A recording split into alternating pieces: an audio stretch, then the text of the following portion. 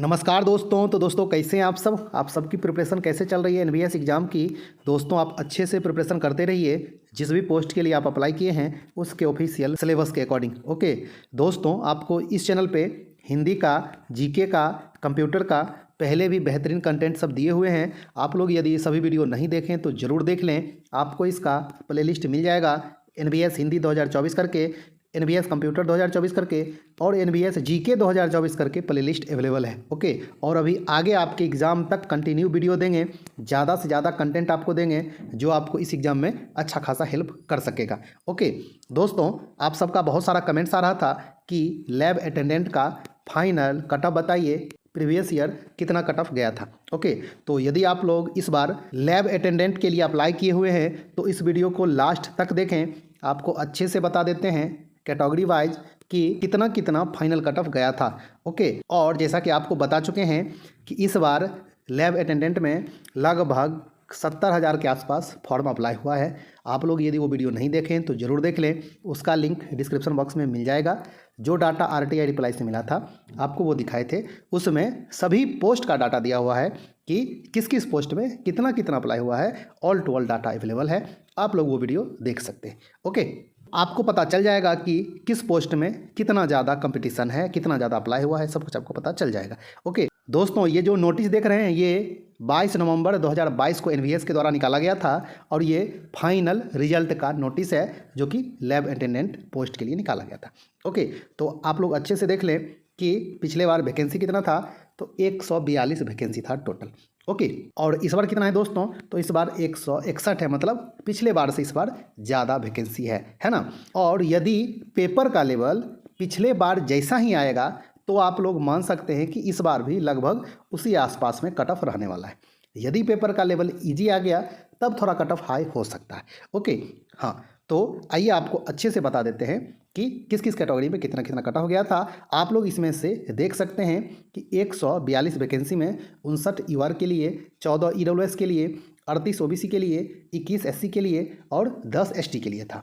और उसके बाद आप लोग जो इधर देख रहे हैं ये दिव्यांग और एक्स सर्विसमैन के लिए जो वैकेंसी है वो इसी में से दिया जाता है। ओके, ये वैकेंसी कुछ अलग से नहीं होता है, समझ में आ गया दोस्तों।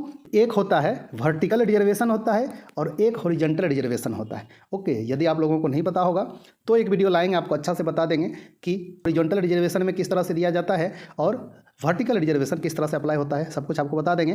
तो आप लोग अभी इतना ही समझे कि ये जो दिव्यांग और एक्स सर्विसमैन वाला जो वैकेंसी है वो इसी में से लिया जाएगा। ओके, तो आइए आपको अच्छे से बताते हैं कि जो टॉप किए थे, जो पहला पे आए थे, उनका स्कोर कितना था। और ये सेलेक्टेड कैंडिडेट का लिस्ट दिया हुआ है, 142 कैंडिडेट का ये स्कोर दिया हुआ है। तो जो सबसे टॉपर था, जिनका सिलेक्शन किया गया था, वो अखिलेश मीना थे। उनका सिलेक्शन यूआर कैटेगरी में हुआ था और इनका स्कोर 97.5 था, है ना। कितना में? 120 में। और इस बार भी जो मैक्सिमम स्कोर है कितना है? 120 ही है ना। तो आपको 120 में ज़्यादा से ज़्यादा स्कोर आपको लाना है। टारगेट आपको रखना है कि कम से कम 90 तक स्कोर आप ला पाएँ, जिससे आपका सिलेक्शन का चांस ज़्यादा रहेगा। ओके, वैसे आपको कैटेगरी वाइज तो कट ऑफ अभी बता ही देंगे, है ना। तो जैसा कि आपको पहले भी बताए हुए हैं कि जो टॉपर होते हैं वो यूआर के वैकेंसी में आ जाते हैं। वो किसी भी कैटेगरी के हों, सभी यूआर का सीट लेते हैं, सभी को यूआर में कंसीडर किया जाता है। ओके, बस कंडीशन ये है कि वो एज रिलैक्सेशन नहीं लिया हो, है ना। अप्लाई के टाइम जो एज क्राइटेरिया यूआर के लिए रहता है, यदि उतना ही उसका एज है तो यदि वो अच्छा खासा स्कोर लाता है तो उसको यूआर में कंसीडर किया जाएगा। जैसे आप लोग यहाँ पे देख सकते हैं कि अखिलेश मीना जो होते हैं जनरली वो एसटी में आते हैं, है ना। लेकिन इनको कंसीडर किया गया किस में? यूआर में, क्योंकि ये टॉपर बने हैं और ये एज रिलैक्सेशन भी नहीं लिए होंगे, इसलिए इनको यूआर में कंसीडर किया गया है। समझ में आ गया दोस्तों। तो आइए आपको दिखाते हैं कि लास्ट जो सिलेक्टेड कैंडिडेट है यूआर में उनका स्कोर कितना है। इसी से कट ऑफ पता चल जाएगा। कट ऑफ का मतलब क्या होता है? लास्ट सेलेक्टेड कैंडिडेट का जो स्कोर होता है उसी को कट ऑफ कहा जाता है। ओके हाँ, तो आइए आपको दिखाते हैं। और एक बीच में आप लोग यहाँ पे देख रहे हैं इनका सिलेक्शन ओबीसी के वैकेंसी में हुआ है। क्यों? क्योंकि इनका एज ज़्यादा है, ये एज रिलैक्सेशन लिए होंगे, इसलिए इनको यूआर का वैकेंसी नहीं दिया गया है। कौन सा दिया गया? इनको ओबीसी का वैकेंसी मिला है। ओके, हाँ, तो यदि आपका एज ज़्यादा है, आप एज रिलैक्सेशन लिए हैं, तो आपको अपना कैटेगरी वाला वैकेंसी आपको दिया जाएगा। जैसे कि इनको भी आप देख सकते हैं, इनका भी एज ज़्यादा है, ये एज रिलैक्सेशन लिए होंगे अप्लाई के टाइम, इसलिए इनको भी ओबीसी के वैकेंसी में रखा गया है। तो आप लोग अच्छे से देख लें कि यूआर का लास्ट जो कैंडिडेट है उसका स्कोर कितना है। अब कोई नीचे यूआर नहीं आ रहा है, तो कहाँ तक रह गया यूआर? तो यूआर आपका रह गया यहाँ तक, है ना। ये तो ये लास्ट सेलेक्टेड कैंडिडेट जो यूआर में है कौन है? आलोक शंकर सिन्हा है। इनका स्कोर कितना है? 81.25। कितना में? 120 में है। तो अब आप ये कह सकते हैं कि यूआर का यानी कि जनरल का जो फाइनल कट ऑफ गया था, कितना गया था? वो 81.25 गया था 120 में। समझ में आ गया दोस्तों? तो इसको आप अच्छे से ध्यान में रखेंगे। और अब आइए दिखाते हैं कि ओबीसी का फाइनल कट ऑफ कितना गया था, मतलब ओबीसी में लास्ट सेलेक्टेड कैंडिडेट का स्कोर कितना है। आइए आपको दिखाते हैं। तो ओबीसी में तो जो कैंडिडेट ऊपर अपना स्कोर लाए हैं, टॉपर हैं, वो तो हैं ही। हमको देखना है कौन सा? लास्ट सेलेक्टेड कैंडिडेट ओबीसी में। तो आप लोग अच्छे से देखते चलिएगा कि ओबीसी कहाँ पे आके ख़त्म होता है।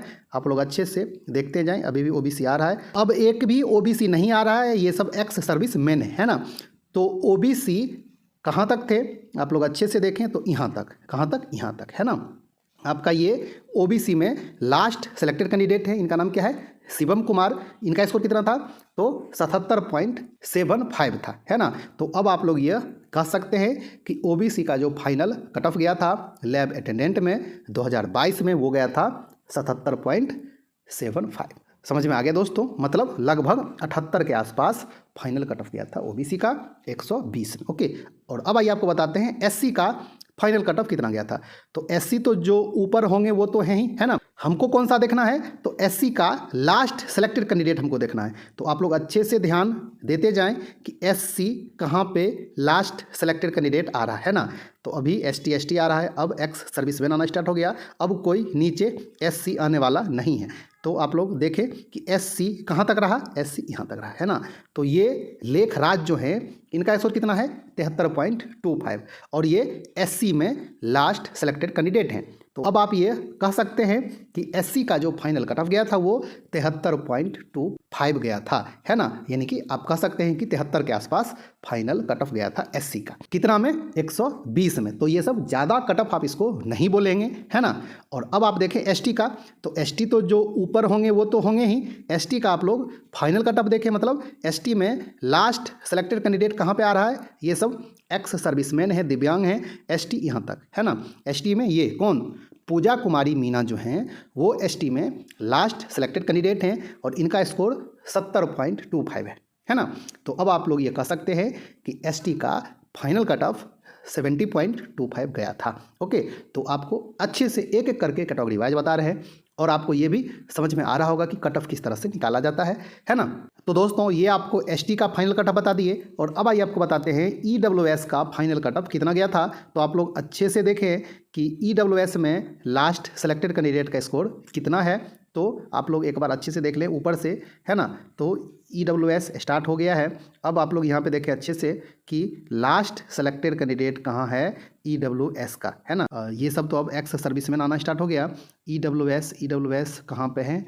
अच्छे से देखें आप लोग यहाँ पे, है ना। यानी कि ये कौन? राजन कुमार जो हैं, वो ईडब्ल्यूएस में लास्ट सेलेक्टेड कैंडिडेट हैं। इनका स्कोर 78.25 है। तो अब आप लोग यह कह सकते हैं कि ईडब्ल्यूएस का फाइनल कट ऑफ जो गया था वो 78.25 गया था। ओके, समझ में आ गया दोस्तों।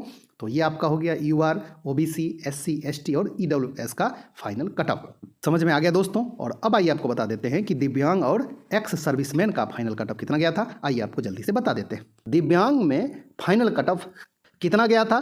तो अब आप लोग नीचे देखें अच्छे से कि दिव्यांग कहाँ पे आ रहे हैं। तो ये, है ना, दिव्यांग में जो ये हैं, इनका स्कोर कितना है? 57। ओके, तो अब आप लोग ये कह सकते हैं कि पीडब्ल्यूडी का दिव्यांग का जो फाइनल कट ऑफ गया था वो कितना गया था? वो 57 गया था। ओके, इसी तरह आप लोग देख लें एक्स सर्विसमैन का।